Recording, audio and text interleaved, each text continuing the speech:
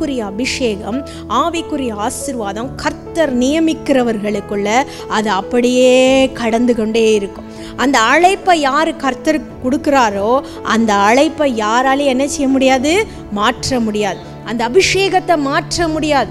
அது பிள்ளையாகவும் இருக்கலாம், பிள்ளை அல்லாதவர்களாகவும் இருக்கலாம். ஏசாயா 44:3 உன் சந்ததியின் மேல் என் ஆவியையும் உன் சந்தானத்தின் மேலே என் ஆசீர்வாதத்தையும் ஊற்றுவேன் ஆண்டவர் சொன்னார். அப்போ ஊற்றுவேன் ஆண்டவர் சொல்லும் பொழுது என்னத்தை அங்கே குறிக்கிறாரு? உலக பிரகாரமான ஆசீர்வாதம் மாத்திரம் அல்ல, ஆவிக்குரிய ஆசீர்வாதங்களை ஆண்டவர் ஊற்றுறார். சந்ததி ஏன் முக்கியம்? எதற்காக ஆண்டவர் சந்ததி சந்ததி சந்ததின்னு ஆதி காலத்திலிருந்து நீங்கள் பார்த்தீங்கன்னா வேதத்தில் ஆதியாகமத்திலிருந்து வெளிப்படுத்தல் வரைக்கும் ஆண்டவர் என்ன சொல்கிறாரு? சந்ததிகளை முக்கியத்துவப்படுத்துகிறார். ஏதேன் தோட்டத்தில் ஆதாமை உருவாக்கின தேவன் என்ன சொன்னார்? ஆதாம் தனியாக இருப்பது நல்லதல்ல, அவனுக்கு ஒரு துணையை உண்டு பண்ணுவேன்னு சொன்னார். ஏவாளை உண்டாக்கினார். அவர்கள் பாவம் செய்தாலும் ஆண்டவர் அதோடு அவர்களை அழித்து விடாமல் அவர்கள் சந்ததிகளை கொடுத்தார். அந்த சந்ததிகள் பெருகும்படியாய் செய்தார். அதற்கு பிறகு நோவாவின் காலத்துக்கு நீங்கள் வாங்க. நோவாவின் காலத்தில் ஆண்டவர் என்ன சொன்னார்? எல்லாமே கெட்டு சீரழிஞ்சு கிடக்கு இந்த உலகம். இந்த உலகம் சீரழிஞ்சு போன இந்த உலகத்தை நான் அழிக்க போகிறேன்னு சொன்ன தேவன் நோவாவிட்ட என்ன சொன்னார்? என் கண்களிலே உனக்கு கிருபை கிடைத்தது. அப்போ நோவாவை மாத்திரம் ஆண்டவர் பரலோகத்துக்கு எடுத்துக்கொள்ளலை, நோவாவையும் அவன் குடும்பத்தையும் பிள்ளைகளையும் மருமக்களையும் என்ன செய்கிறாரு? தப்பு வைக்கிறார். எதில் தப்பு வைக்கிறார்? ஒரு பெரிய கப்பலை உண்டு பண்ணி அதில் நோவாவையும் அவன் குடும்பத்தையும் ஏற்றி அவங்கள தப்பு வைக்கிறார். அப்போ ஏன் ஆண்டவர் குடும்பத்துக்கு இவ்வளோ முக்கியத்துவம் கொடுக்கிறார்னா, குடும்பம் என்பது தேவனால் உருவாக்கப்பட்ட ஒரு காரியம், தேவனால் உருவாக்கப்பட்ட ஒரு unit, the first institution created by God. அப்படிப்பட்ட அந்த ஒரு யூனிட்டை பிசாசு என்ன செய்யறான்? அழிக்க வேண்டும் என்று நினைக்கிறான். எப்படியாவது அழிச்சிடணும்னு பார்ப்பான். நீங்கள் அப்படி இப்படி போதனைகளை கேட்டு நீங்கள் என்ன செஞ்சிடக்கூடாது? யோசிச்சுட்டு இப்படி இதனால தானோ அதனால தானோ. ஒரு கணவன் மனைவிக்கு டைவர்ஸ்னால் ஒவ்வொருத்தரும் ஒவ்வொரு ரீசன் சொல்லுவாங்க. ஒருத்தர் ஒரு நாள் மேடை போட்டே ஒருத்தர் சொன்னார், பெண்கள் அதிகமாய் படிக்கிறதுனால தான் அதிகமான டைவர்ஸ் வருது அப்படின்னாரு. இப்படியெல்லாம் பேசுகிறவங்க இருக்கிறாங்க உலகத்தில்.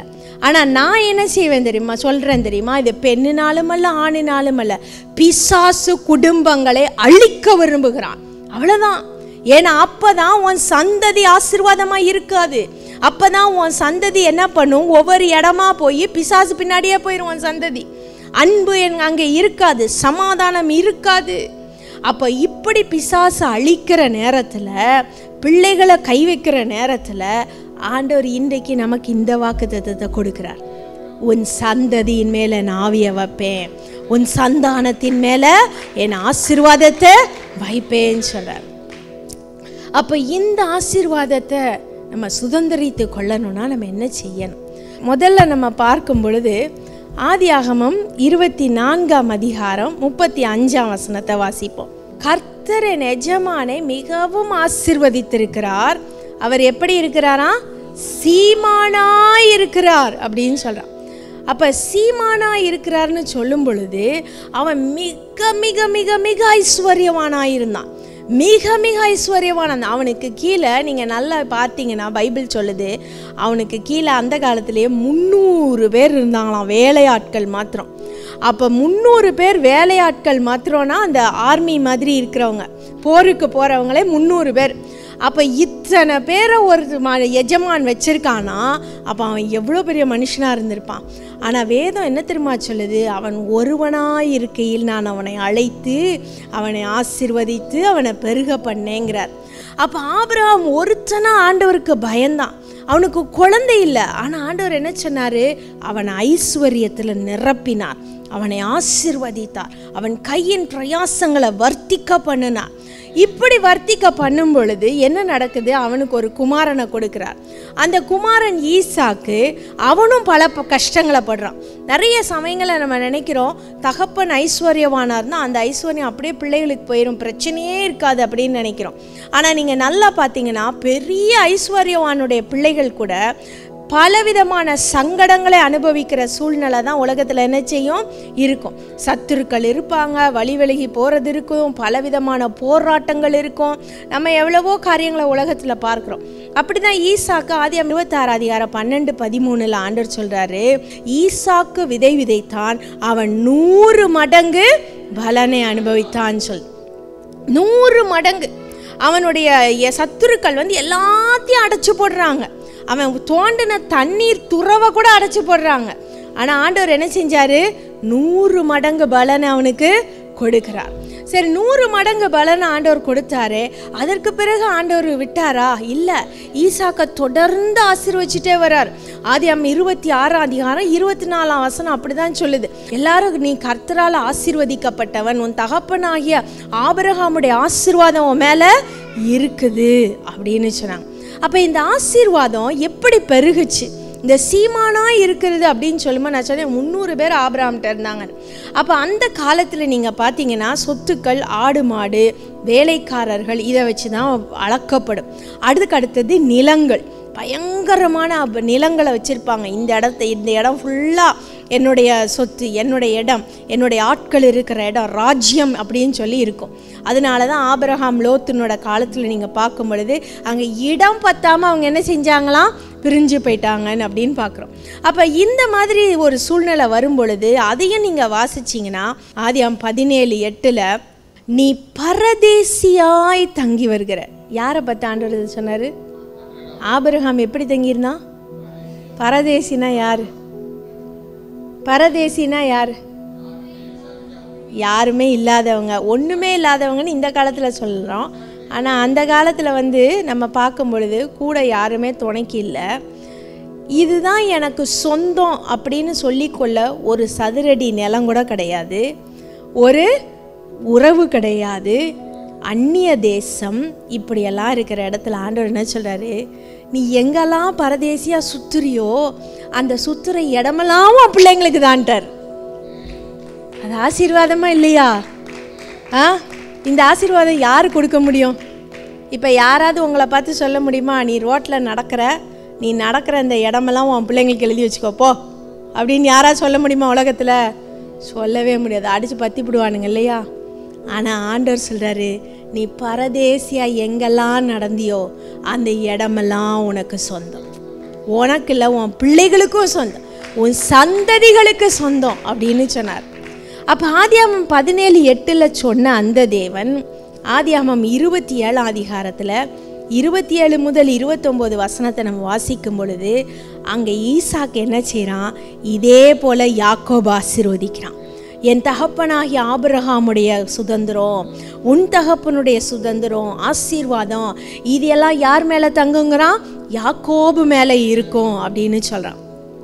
சரி, நீங்கள் சொல்ல, யாக்கோபு ஏமாற்றிட்டான். அவங்க அம்மா என்ன செஞ்சிட்டா? ஆசீர்வாதத்தை ஏமாற்றி பிடுங்க வச்சுட்டா. ஆமாம், பிடுங்கன்னா கடைசியில் என்ன நடந்துச்சு? யாக்கோபு கல்லை தலைக்கு வச்சு தூங்குறான். கல்லை, அவனுக்கு வேற ஒரு வழி கிடையாது. ஏன்னா அவன் பெற்ற ஆசீர்வாதம். ஈசாக்கு என்ன வெறுங்கையாவா யாக்கோபு அனுப்பியிருப்பான்? யோசிச்சு பாருங்க. போப்பா, தப்பிச்சு உங்கள் மாமா வீட்டுக்கு போ அப்படின்னு சொல்லும் பொழுது நீ வெறுங்கையா போ அப்படின்னு யாராவது ஒரு தகப்பன் தாய் சொல்லியிருப்பானா? சொல்லியிருக்க மாட்டான். எல்லாவற்றையும் கொடுத்தார். ஆனால் யூதர்களுடைய சரித்திரம் சொல்லுகிறது, யாக்கோபு அப்படி ஓடி போகையில் ஏசா தன்னுடைய குமாரனை அனுப்பி யாக்கோபை அடித்து நொறுக்கி எல்லாத்தையும் பிடுங்கிட்டு விட்டுட்டான். எல்லாத்தையும் என்ன செஞ்சிட்டான்? பிடுங்கிட்டு விட்டுட்டான். அந்த நிலைமையில தான் யாக்கோபு என்ன செய்கிறான்? கல்லை தலைக்கு வச்சு அங்கே தூங்கும் பொழுது கர்த்தர் அவனுக்கு தரிசனமாகிறார். ஏன்னா ஏசப்பா ஆண்டவர் வாக்குத்தத்தம் பண்ணிட்டாரே, உன் சந்ததி ஆசீர்வதிப்பேன். யாருக்கு வாக்குத்தத்தம் பண்ணாரு? ஆபிரகாமுக்கு வாக்குத்தத்தம் பண்ணிட்டார். அப்போ யாக்கோபு வேற வழியில் போனாலும் ஏசா வேற வழியில் போனாலும் பிடிச்சு இழுக்கிறது ஆண்டவருடைய காரியம். அப்போ அவர் சொன்னார், யாக்கோபா நீ கவலைப்படாத, நீ இங்கே தங்கி இருக்கிற ஸ்தலம் எப்பேற்பட்ட ஸ்தலம்? நான் வாசம் பண்ண ஸ்தலம், பெத்தேல், நான் வாசம் பண்ண ஸ்தலம். நான் உன்னை திரும்பி உன் தகப்பன் வீட்டுக்கு வர பண்ணுவேன்னார். அதே போல் நடந்துச்சு. எப்படி நடந்துச்சு? யாக்கோபும் ஆபிரகாமை போலவே வெறுங்கையாக போகிறான். ஆதியாகமம் 32:10 நம்ம வாசிக்கும் பொழுது அவனே சொல்கிறான், ஆண்டவரே கோலும் தடியுமான இந்த ஆற்றை கடந்தேன்ப்பா, நான் 2 பரிவாரங்களோடு என்ன செய்கிறீரே திரும்பி வர பண்ணுகிறீர் அப்படின்னு சொன்னான். சரி, அது யாக்கோபுடைய வாழ்க்கை. அப்போ நீங்கள் நல்லா பாருங்கள், ஆபிரகாம், ஈசாக்கு, யாக்கோபு அப்படியே ஒரு பெருக்கத்தை தான் நம்ம பார்க்குறோம். பெருக்கத்தை தான் பார்க்குறோம். எதில்? சொத்துக்களில் மாத்திரம் இல்லை. அடுத்து நீங்கள் உலக பிரகாரமாக நீங்கள் பிள்ளைகளோட எண்ணிக்கையை பாருங்கள். பிள்ளைகளோட எண்ணிக்கையை பார்க்கும் பொழுது அங்கே ஆபிரகாமுக்கு குழந்தை இல்லாதிருந்தது. எப்படி இருந்துச்சு? குழந்தை இல்லாதிருந்தது. அப்போ ஆண்டவர் எத்தனை குழந்தை கொடுத்தாரு? அடிமையின் மகனை நம்ம எடுத்துக்க முடியாது, ஏன்னா அது வாக்குத்தத்தத்தின் புத்திரன் அல்ல, அது மனுஷீகமாக கொடுக்கப்பட்டவள். ஆண்டவர் ஆபிரகாமின் நிமித்தம் அவனையும் ஆசீர்வதிப்பேன் அப்படின்னு சொல்லிட்டார். ஆனால் வாக்குத்தத்தத்தின் புத்திரன் எத்தனை? ஒரே ஒருத்தன் தான். இங்கே நல்லா யோசிச்சு பாருங்க, நீ பரதேசியாக சுற்றுற பூமியெல்லாம் உன் பிள்ளைகளுக்கு கொடுக்குறேன்னாரு. ஆனால் இங்கே பிறந்திருக்கிறது ஒரே பிள்ளை. பிறந்திருக்கிறது எத்தனை? ஒரே பிள்ளை. அப்புறம் பாருங்க, ஈசாக்குக்கு குழந்தை இல்லை. அப்புறம் ஈசாக்கு ஜெபிக்கிறான், அங்கே குழந்தை உண்டாச்சு. யாக்கோபு, அடுத்து ஏசா பிறக்கிறான். யாக்கோபும் ஏசாவும் பிறந்தப்புறம் இங்கே பெரிய போராட்டம் உண்டாகுது. ஆசீர்வாதத்துக்கு போராட்டம் உண்டாச்சு. ஜோம் பண்ணாங்க, பிரிஞ்சாங்க. ஈசாக்கு யாக்கோபு ஆசீர்வதிச்சு அனுப்பினா. இப்படியெல்லாம் போராட்டம் நடந்து முடிஞ்சதுக்கப்புறம் அங்கே யாக்கோபுக்கு எத்தனை குமாரர் வராங்க? 12 குமாரர்கள். யாக்கோபுக்கு எத்தனை குமாரர்கள்? 12 குமாரர். 1, 2, 12 ஆச்சு. அடுத்து யாக்கோபு எகிப்துக்கு போகிறான். எத்தனை எகிப்துக்கு போச்சு? 70 பேராக எகிப்திற்கு போனார்கள். அப்போ 1, 2, 12, 70 ஆச்சு. அப்புறம் 70 திரும்பி வரும் பொழுது கடல் திரளத்தனையான மக்கள் வந்தாங்க. ஹல்லேலூயா! அப்போ ஆண்டவருடைய பெருக்கம் இப்படி தான் இருக்கும். நீங்கள் into 2 power of 2 power of 4லாம் போட முடியாது. ஆண்டவர் ஒரு மனுஷனை பெருக நினைக்கும் பொழுது அவன் சந்ததிகள் இப்படி தான் ஆசீர்வதிக்கப்படும். அதை தான் ஆண்டவர் ஆபிரகாம்கிட்ட சொன்னார், உன் சந்ததி கடற்கரை மணலை போல இருக்கும்னு சொன்னார். அதே மாதிரி பெருகுனாங்க. ஆசீர்வாதம் எல்லாத்துக்கும் உண்டானது. அது ஆபிரகாமுக்கு கொடுக்கப்பட்ட ஆசீர்வாதம் ஈசாக்குக்கு வந்துச்சு. ஈசாக்குக்கு இருக்கிற ஆசீர்வாதத்தை ஈசாக்கு என்ன செய்தான்? யாக்கோபுக்கு கொடுத்தான். அப்போ இந்த யாக்கோபு அதோட நிப்பாட்டி விடலை. யாக்கோபு அந்த ஆசீர்வாதத்தை நீங்கள் ஆதியாகமம் 49ஆம் அதிகாரம் 26ஆம் வசனம் வாசிச்சிங்கன்னா, உன் தகப்பனுடைய ஆசீர்வாதங்கள் அவன் பிதாக்களுடைய ஆசீர்வாதங்களை காட்டில் என்னவா இருக்கும்? அதிகமாக இருக்கும்னு சொல்கிறான்.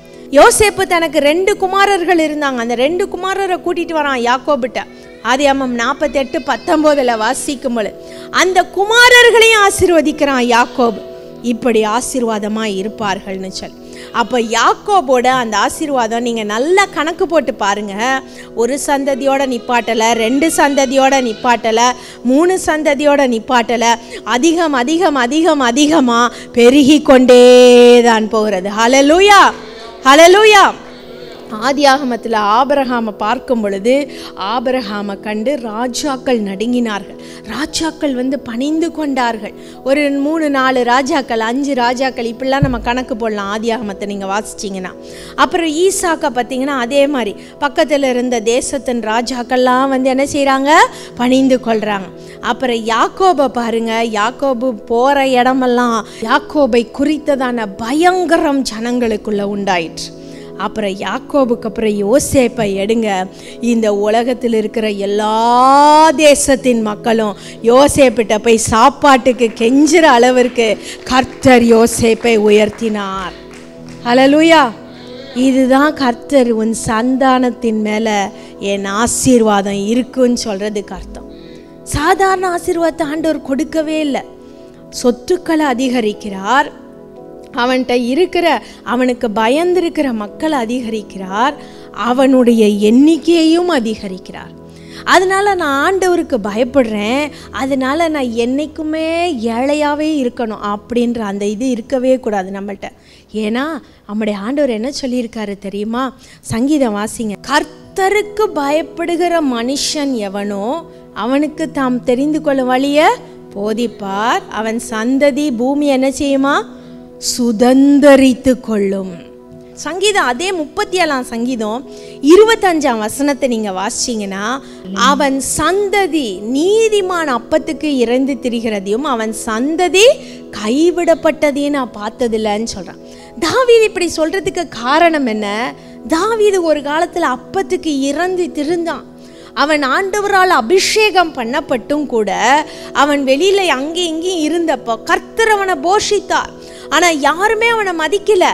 அவன் எஜமான விட்டு ஓடி வந்தவன் சொல்லி நாபால் சொன்னான். ஆனால் பாருங்க, தாவீது கர்த்தருக்காக எல்லாவற்றிலும் வைராக்கியமாக இருந்ததுனால கர்த்தர் அவனை ஆசீர்வதித்தார்.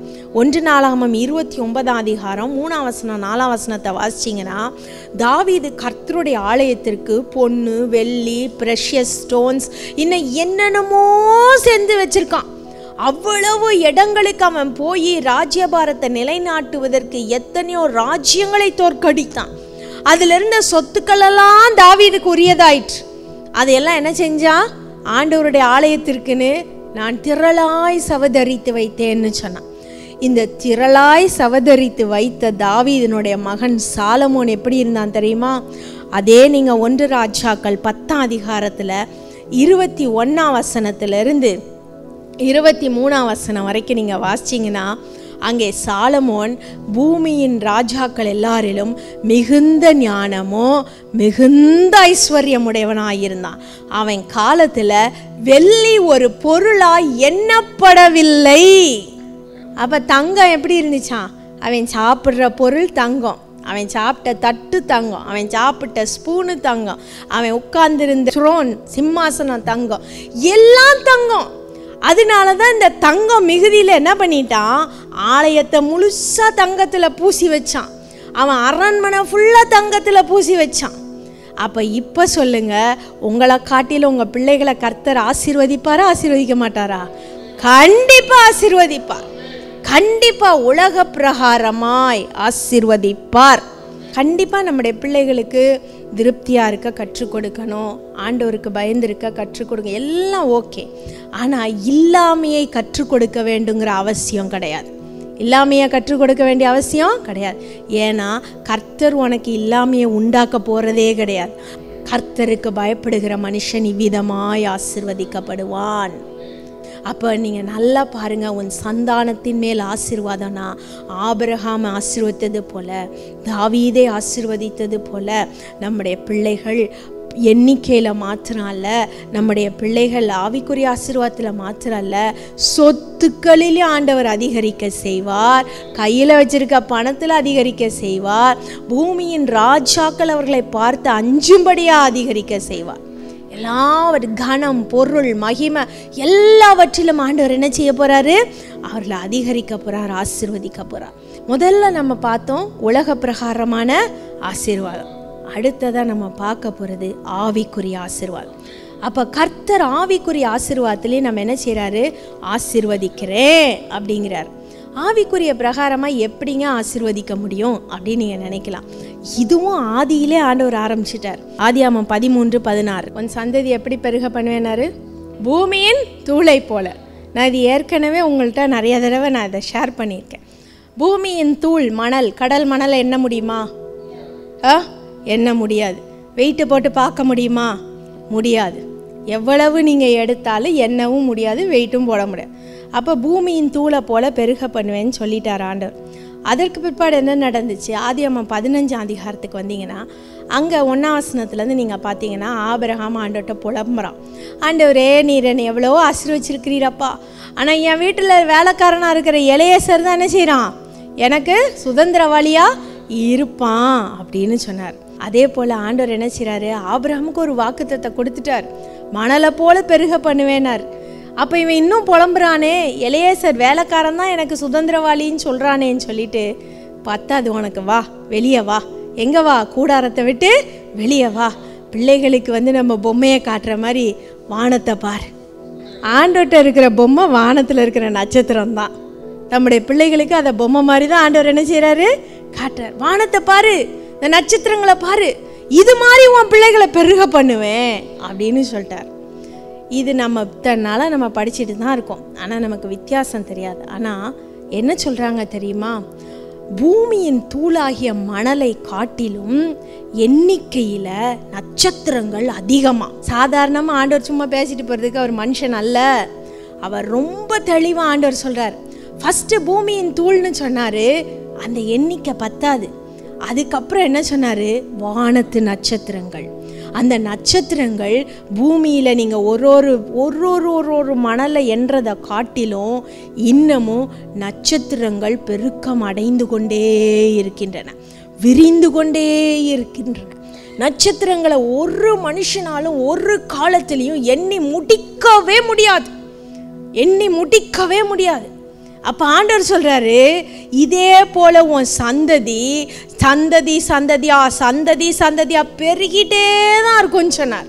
அப்ப அதுல என்ன வித்தியாசம்? பூமி உலக பிரகாரமாய் ஆபிரகாமுடைய சந்ததியை குறிக்கிறது. அவனுடைய பிசிக்கல் டிசெண்டன்ஸ், யூதர்கள், இஸ்மவேலர், இப்படி வரிசையா எத்தனையோ பிள்ளைகள், அப்படியே பிள்ளைகளா பெருகி ஜாதி ஜாதியாய் ராஜாக்களாய் பெருகி விட்டார்கள். அப்ப அந்த சந்ததி தான் பூமியின் தூள்.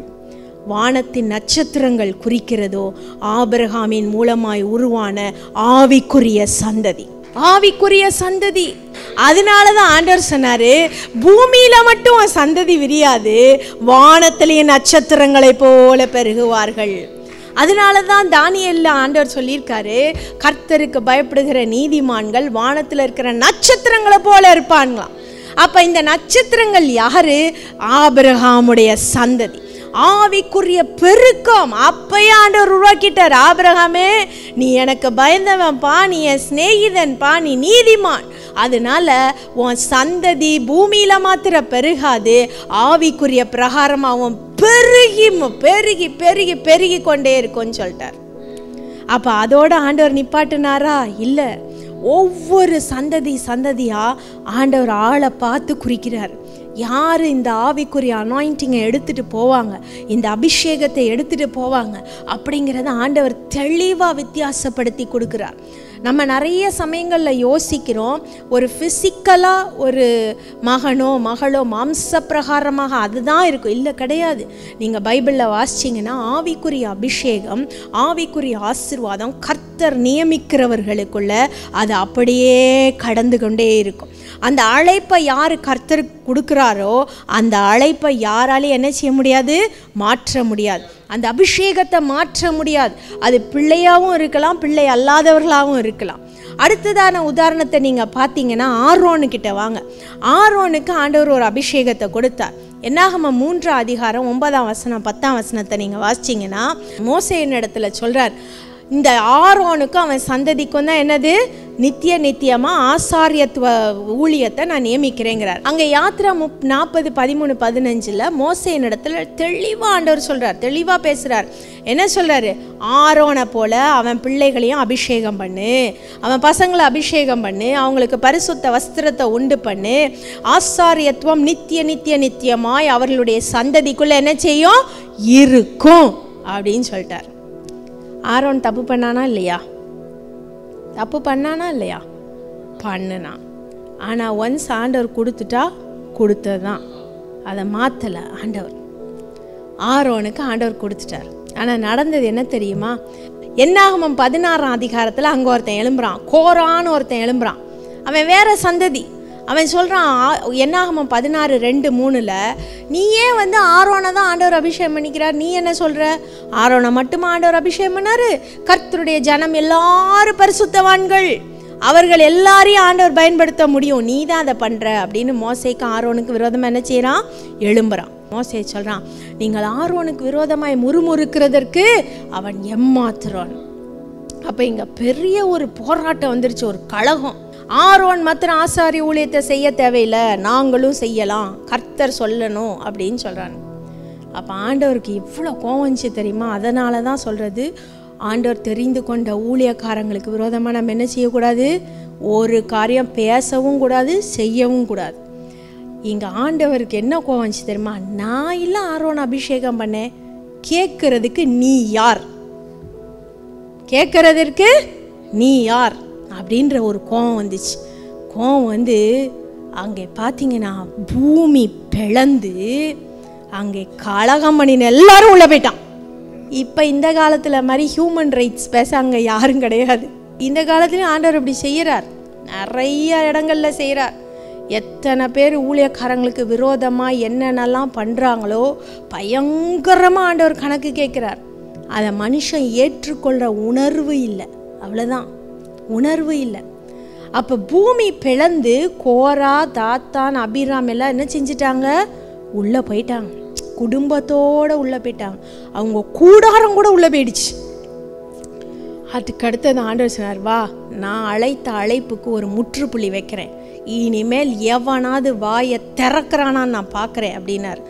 அதே என்னாகமம் 17 அதிகாரத்தில் எல்லாரும் ஒரு கோலை தூக்கிட்டு வா, ஒவ்வொரு சந்ததி சந்ததியாக ஒவ்வொரு பிரபுவாக என்ன செய்ய, கோலை தூக்கிட்டு வா. ஆரோனுக்கும் ஒரு கோலை எழுதுனானுங்க. எல்லா கோலையும் கொண்டு போய் ஆண்டவர் சமூகத்தில் வச்சான். அடுத்த நாள் வந்து பார்க்கும் பொழுது ஆரோனுடைய கோல் துளிர்த்திருந்தது. ஹல்லேலூயா.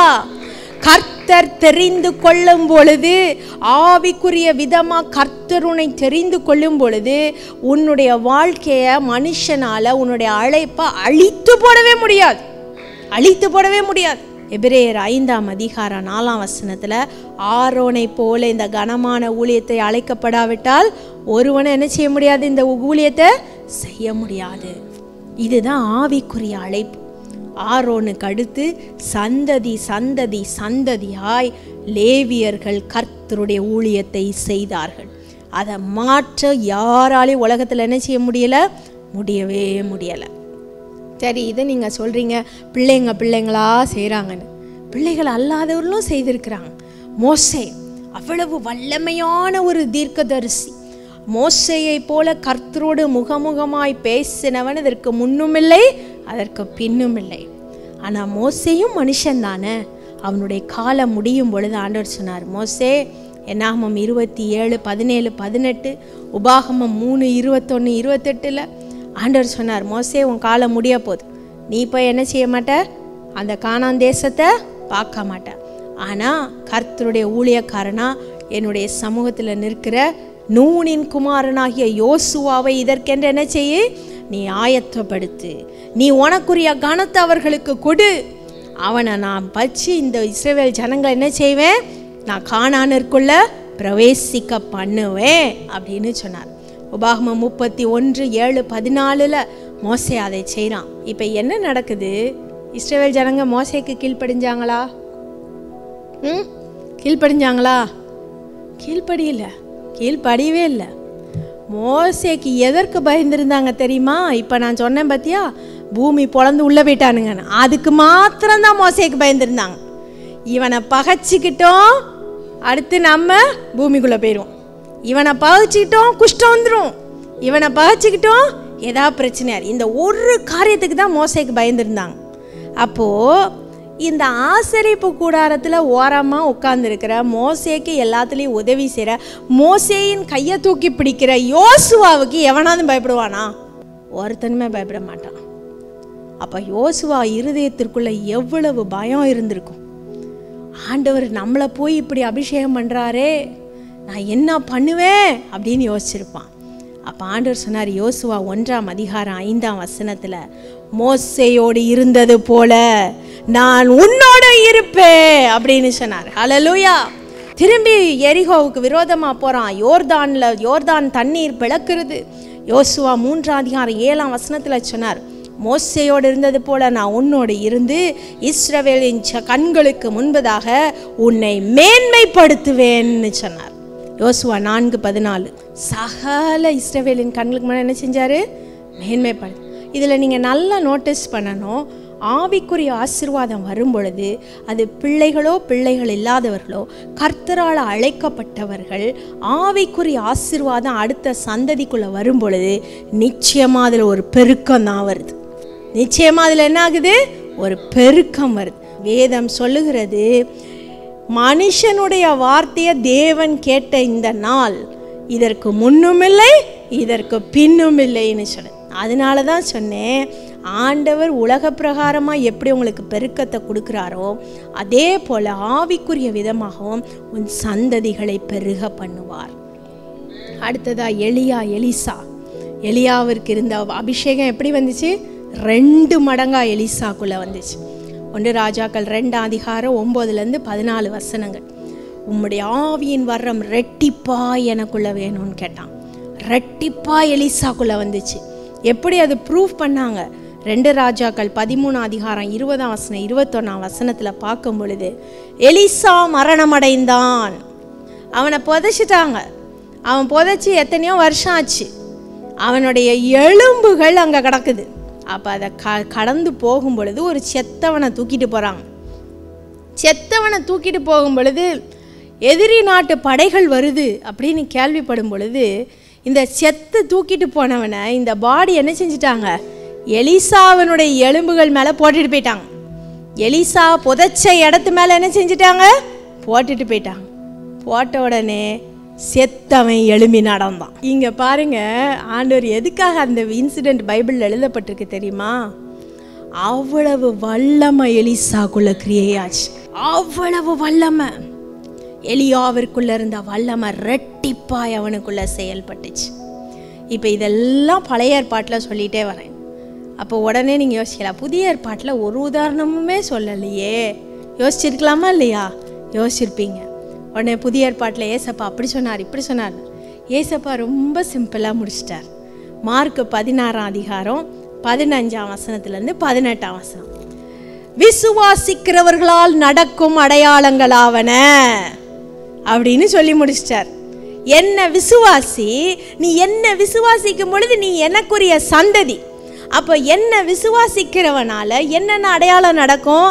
நீ பாம்பை மிதிப்ப, சர்ப்பத்தை மிதிப்ப, தேளை மிதிப்ப, பிசாசு ஓடும், உன் கையினால் அற்புதங்கள் நடக்கும் அப்படின்ட்டார். இதுதான் ஏசப்பாவோட சந்ததிக்கு கொடுத்த ஆசீர்வாதம். அதற்கும் மேல ஆண்டவர் ஒன்று சொன்னார். யோவான் 14 அதிகாரம் 12 வசனம். என்னை விசுவாசிக்கிறவன் எப்படி செய்வானா? நான் செய்யும் கிரியைகளை அவனும் செய்வான், இவைகளை பார்க்கிலும் பெரிய காரியங்களை செய்வான். ஹல்லேலூயா. ஏசப்பாவின் கைகளினால மரித்தவர்கள் உயிரோடு எழும்பினாங்க. லாசர் உயிரோடு எழும்பினது எல்லாம் எழுதப்பட்டிருக்கிறது. ஆனால் அதே அப்போஸ்தலருக்கு நீங்கள் வரும்பொழுது எழுதப்பட்டிருக்கிறது, பேதுருவின் நிழல் பட்ட மாத்திரத்தில். பேதுருவின் நிழல் பட்ட. அப்போ ஏசப்பா இன்றைக்கு நம்ம எவ்வளோ பெரிய வாக்குத்தத்தை கொடுக்குறோம். என் சந்ததியாக நீ இருக்கும் பொழுது உனக்கு ஆவிக்குரிய பிரகாரமாக நான் இந்த பூமியிலே செய்த காரியங்களை காட்டிலும் அதிகமான காரியங்களை உன்னுடைய கரத்தினால நான் என்ன செய்வேன்னு சொல்கிறேன். அதுக்காக ஏசப்பா வல்லமை குன்றி போல நான் சொல்லலை. ஆண்டவர் சொன்ன வார்த்தை அது. நான் செய்த அற்புதங்களை காட்டிலும், இதை காட்டிலும் பெரிய காரியங்களை உங்கள் மூலமாக நான் செய்வேன் அப்படின்னு சொன்னார். அவரை போல நம்ம பாடுபடணுங்கிறத கர்த்தர் விரும்பல. விதைக்கிறவன் ஒருவன், அறுக்கிறவன் ஒருவன் சொன்ன மாதிரி யாரோ விதைச்சிட்டு போன விதைய அறுவடைய நீங்க அறுத்துட்டு இருக்கீங்கன்னு சீஷல் இடத்துல சொன்னார். அறுவடைய நீங்க அறுத்துட்டு இருக்கீங்க. ஏசப்பா விதைக்கிறத, ஏசப்பா காலத்திலே விதைச்சிட்டு போனத அப்போஸ்தலர்கள் அந்த அறுவடை என்ன செய்தாங்க? அறுத்து கொண்டார். சுலபமாக்கி கொடுத்துட்டு போனார் ஏசப்பா. அதே போலதான் ஆவிக்குரிய பிரகாரமா நம்முடைய சந்ததிகளுக்கு கர்த்தர் காரியங்களை சுலபமாய் மாற்றி தருவார். ஆவிக்குரிய பிரகாரமா நீங்க பிசாசுனோட போராடி ஆசீர்வாதங்களை பெற்றிருக்கலாம். ஆனா உங்க சந்ததிகள் முன்பதாக கர்த்தர் எப்படி செய்வாரு தெரியுமா? ஒரு வார்த்தையில பிசாசுகள் நடுங்கும்படியாய் செய்வார். பிசாசு அவர்களை தொட்டாதபடி செய்வார். உலக பிரகாரமாக நீங்க போராடி ஆசீர்வாதத்தை பெற்றிருக்கலாம், பிச்சை எடுத்து வாழ்ந்திருக்கலாம். ஆபிரகாம் பரதேசியா திரிஞ்சான். ஆனா கர்த்தர் ஈசாக்குக்கு முன்பாக, யாக்கோபுக்கு முன்பாக, யோசேப்புக்கு முன்பதாக தேசங்கள் நடுங்கும்படியாய் செய்தார். அதுதான்ப்பா நமக்கு இருக்கிற மிகப்பெரிய பிளெஸ்ஸிங். நம்மை காட்டிலும் நம்முடைய பிள்ளைகள் ஆவிக்குரிய விதமா, உலக பிரகாரமா, எல்லா விதங்களிலும் கர்த்தர் ஆசீர்வாதத்தை அருளுகிறவராயிருக்கிறார். ஒருவேளை நம்ம நினைக்கலாம், ஏன் நம்ம இப்படி நம்ம கஷ்டப்படுறோம், நம்ம இவ்வளவு கஷ்டத்தில் இருக்கும்போது நம்முடைய பிள்ளைகளுக்கு எப்படி நம்ம ஆசீர்வாதத்தை சேர்த்து வைக்க முடியும் அப்படின்னு நீங்கள் நினைக்கலாம். ஒரே ஒரு காரியம் நீங்கள் செஞ்சால் போதும். ஆண்டவருக்கு பயந்து நடந்தா போதும். உங்கள் நிமித்தம் உங்கள் போராட்டம் பிள்ளைகளுக்கு வராது. உங்கள் நிமித்தம் உங்கள் பிள்ளைகளை கர்த்தர் தமக்குள்ள நடத்துவார். உங்கள் நிமித்தம் உங்கள் பிள்ளைகளை பெருக பண்ணுவார். உங்கள் நிமித்தம் உங்கள் பிள்ளைகளை ஆசீர்வதிப்பார். ஆபிரகாமின் நிமித்தம் இன்னும் நம்மெல்லாம் ஆசீர்வதிக்கப்படுறோமே. அப்போ அதில் என்ன நீங்கள் யோசிச்சு பாருங்கள், எத்தனை சந்ததி கடந்து போயிடுச்சு. ஆனால் ஆபிரகாமுக்கு சொன்ன வாக்குத்தத்தத்தை ஆண்டவர் மறந்துட்டாரா? மறக்கவே இல்லை, இன்னும் ஆசீர்வச்சிட்டு தான் இருக்கார். அதனால் இன்றைக்கி அதை நல்லா பிடிச்சி வச்சுங்க. இன்னும் நிறைய நம்ம வசனம் சொல்லலாம். ஏசாயா 54:13 சொல்லுது, உன் பிள்ளைகள் கர்த்தரால் போதிக்கப்பட்டிருப்பார்கள். 2 காரியத்தை ஆண்டவர்கிட்ட நம்ம இன்றைக்கி கேட்கணும். என்ன கேட்கணும்? என் பிள்ளைகளுக்கும் என்ன போல் கர்த்தருடைய பயம் வரட்டும், கர்த்தர் மேலே இருக்கிற பயம் வரட்டும். அடுத்ததா யாத்ரா 33:19 சொல்லுது, எவன் மேல் கிருபையாக இருக்கிற சித்தமாக இருக்கிறேனோ அவன் மேலே கிருபையாக இருப்பேன். உம்முடைய கிருபை என் சந்ததி மேலேயும் வரட்டும். நான் அடிக்கடி சொல்கிற காரியம் அதுதான். உங்கள் பிள்ளைகள் அப்படி இருக்கணும் இப்படி இருக்கணும் உலக பிரகாரமாக கேட்குறத நிப்பாட்டுங்க. பெரிய ஆசீர்வாதமே என் பிள்ளைகள் கர்த்தருக்கு பயந்து நடக்கணும், என் பிள்ளைகள் மேலே உம்முடைய கிருபை இருக்கணும். இதை 2ஐயும் கேளுங்க, எல்லா ஆசீர்வாதமும் தானாக வந்துடும்.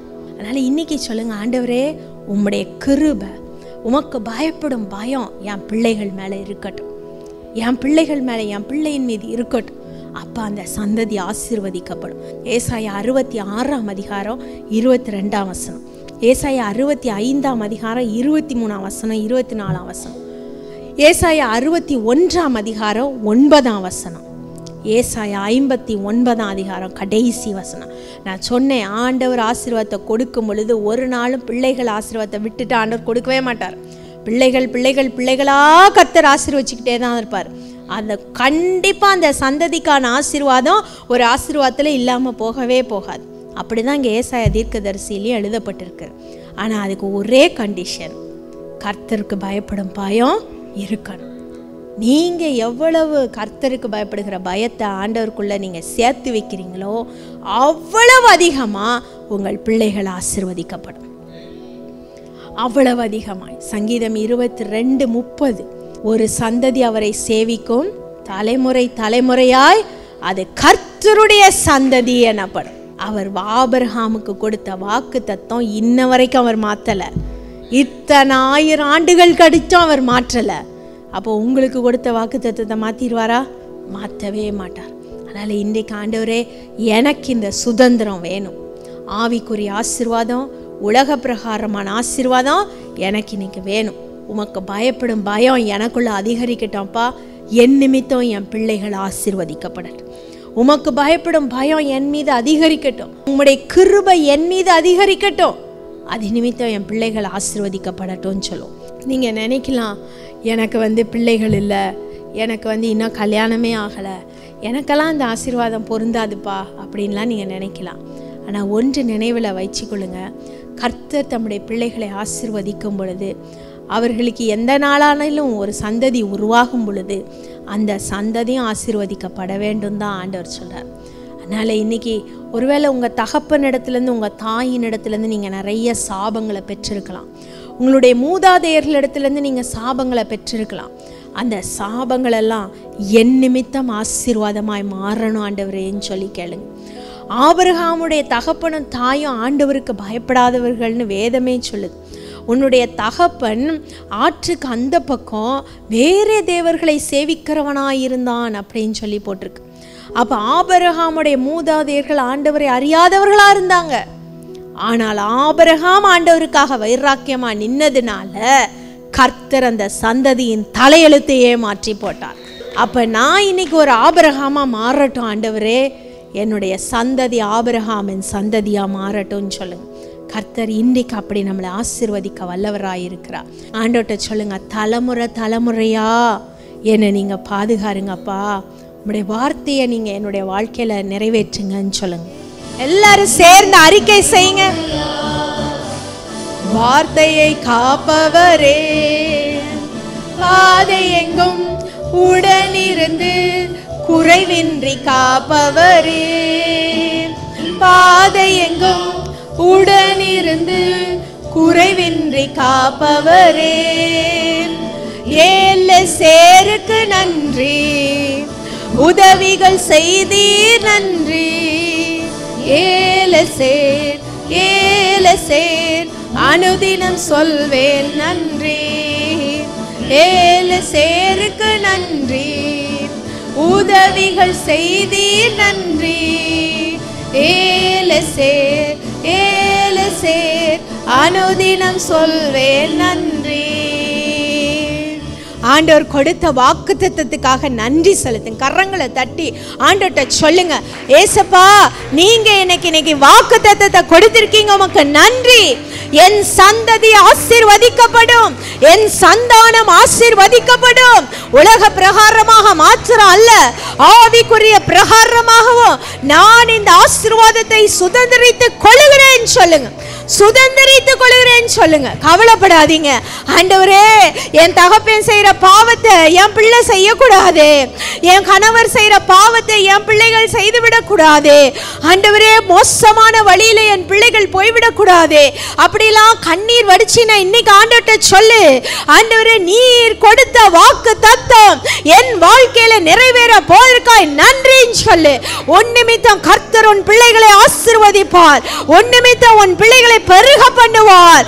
உலக பிரகாரமாக மாத்திரம் அல்ல, சொத்து பத்தில மாத்திரம் அல்ல, தேசங்கள் நடுங்கும்படியாய் உன் பிள்ளைகளை உயர்த்தி வைப்பார். ஆண்டவர் கனத்தை கொடுப்பாரு, மகிமையை கொடுப்பாரு. ஏசப்பா என் பிள்ளைகள் ஆசீர்வதிக்கப்படட்டும், துன்மார்க்கமான வழியில போக வேண்டாம்ப்பா. என் பிள்ளைகளுக்குள்ள உம்முடைய ஆவியின் அபிஷேகம் இறங்கட்டும் சொல்லு. இன்றைக்கு எல்லா பிள்ளைகளையும் நினைச்சு, உங்களுடைய குடும்பத்தில் இருக்கிற பிள்ளைகள் ஒவ்வொருவரையும் நினைச்சு ஆண்டவர்ட்ட மன்றாட போறீங்க. நீங்க கெஞ்சி மன்றாட போறீங்க. எத்தனை ஆசீர்வாதங்களை நீங்க பெற்றிருக்கலாம், ஆனால் இன்றைக்கு கர்த்தர் இன்றைக்கு என் பிள்ளைகளை ஆசீர்வதிக்கணும். கர்த்தர் ஆசீர்வதிக்கலன்னா அந்த ஆசீர்வாத பிள்ளைகள் மேல தங்காது. இன்றைக்கு சொல்லுங்க, ஆண்டவரே என் பிள்ளைகளை நீங்க ஆசீர்வதிங்கப்பா. என் பிள்ளைகள் மீது உம்முடைய ஆவியின் அபிஷேகம் ஊற்றப்படட்டும். ஆண்டவரே என் பிள்ளைக்குள்ள உம்முடைய ஆவியின் அபிஷேகம் அனலாய் பல மடங்காய் என் பிள்ளைக்குள்ள, என் பேர பிள்ளைக்குள்ள வரட்டும் அப்பா. என் பிள்ளைகள் தரிசனங்களை காணட்டும், என் பிள்ளைகள் தீர்க்க தரிசனங்களை சொல்லட்டும். என் பிள்ளைக்குள்ள நீர் அனலாய் கிரியை செய்யும் அப்பா. பரிசுத்த ஆவியானவர் என் பிள்ளையை ஏவ தொடங்குவீராக. ஆவிக்குரிய ஆசீர்வாதத்துக்கு தான் நம்ம முதல்ல ஜெபம் பண்ண போறோம். இன்னைக்கு நம்ம ஜெபிக்க போறோம். எனக்கு குழந்தை இல்ல, எனக்கு கல்யாணம் ஆகல, கவலைப்படாத. உனக்கு எதிர்காலத்தில் உண்டாக போகும் சந்ததிக்காக இப்பொழுதே ஜெபம் பண்ணு. பிசாசு அந்த சந்ததியை கை வைக்காதபடிக்கு ஆண்டவரே இன்றைக்கு நான் ஆபிரகாமை போல இந்த சுதந்திரத்தை உம்முடைய ஆலயத்தில் நான் எடுத்துக் கொள்கிறேன் சொல்லு. ஆவிக்குரிய ஆசீர்வாதத்தை எடுத்துக் கொள்கிறேன். என்னுடைய சந்ததிக்குள்ள, பிள்ளைகளுக்குள்ள எல்லா விதத்திலும் ஆவிக்குரிய ஆசீர்வாதம் பல மடங்காய் ஊற்றப்படட்டும் அப்பா. பரிசுத்த ஆவியின் அபிஷேகம் ஊற்றப்படட்டும் அப்பா. ஆண்டவரே உம்முடைய வாக்கு தத்தம் என் பிள்ளைகளுக்குள்ள கிரியை செய்யட்டும் அப்பா. என் பேர பிள்ளைகளுக்குள்ள கிரியை செய்யட்டும் அப்பா. ஆண்டவரே ஆவிக்குரிய விதத்துல நான் எலியானா, என் பிள்ளை எலிசாவா இருக்கட்டும் ஆண்டவரே. ஆண்டவரே ஆவிக்குரிய விதத்துல நான் மோசேனா, என் பிள்ளை யோசுவாவை போல இருக்கட்டும் அப்பா. அப்போஸ்தலர்களை போல மாறட்டும் சொல்லு. ஆவிக்குரிய ஆசீர்வாதத்துக்காக நீ கெஞ்சி கெஞ்சி கேட்கும் பொழுது கர்த்தர் உன் பிள்ளைக்குள்ள உலக பிரகாரமான ஆசீர்வாதத்தை கொடுப்பார். இன்றைக்கு கொடுப்பார். இன்றைக்கு ஞானத்தை அருளுவார், ஞானத்தை அருளுவார். நல்ல படிக்க செய்வார். கர்த்தருக்கு பயப்படும் பயத்தை உண்டாக்குவார். பழைய சந்ததிக்குள்ள இருந்த துன்மார்க்கம் உன் பிள்ளைக்குள்ள கடந்து போகாது. இன்றைக்கு கர்த்தர் அந்த வாக்குத்தத்தத்தை உனக்கு கொடுக்கிறார். நீ கெஞ்சி மன்றாடுகிறதுனால, நீ திறப்பில நிற்கிறதுனால உன் துன்மார்க்கம் உன் பிள்ளைகளுடைய துன்மார்க்கத்துக்கு பிள்ளைகளுக்குள்ள போகாது. உன் கணவனுடைய துன்மார்க்கம், உன் தகப்பனுடைய துன்மார்க்கம், உன் வீட்டில் இருக்கிற பலவிதமான சாபங்கள் உன் பிள்ளைகளுக்குள்ள கடந்து செல்லாது. கர்த்தர் உன் ஜெபத்தை கேட்பார்.